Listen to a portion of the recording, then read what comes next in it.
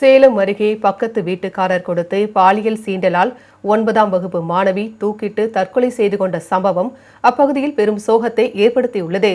சேலம் மாவட்டம் ஒக்கிலிப்பட்டியை சேர்ந்த ஜோதிலட்சுமி கோனேரிப்பட்டி அரசு பள்ளியில் 9ஆம் வகுப்பு படித்து வந்தார். இந்நிலையில் பக்கத்து வீட்டைச் சேர்ந்த சதீஷ் என்பவர் கடந்த 2 மாதங்களுக்கு முன்பு மாணவியிடம் பாலியல் சீண்டலில் ஈடுபட்டதாக கூறப்படுகிறது.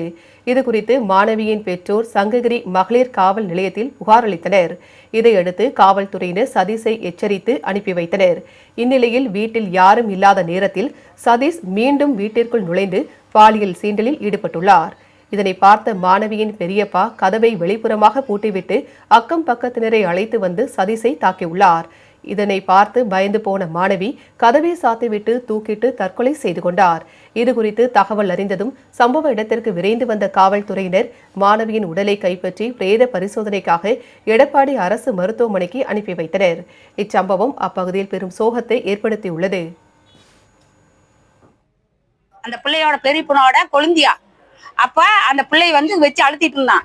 அப்ப நான் போய் உள்ள புந்து கதவை திறக்கிறதுக்கு போகும்போது அந்த பிள்ளை அப்பெல்லாம் அந்த பிள்ளைய தூக்கு போட்டு முடிச்சுட்டு இவனும் தாள் போட்டுக்கிட்டான். இவனும் சாவறதுக்கு தாள் போட்டுக்கிட்டான்.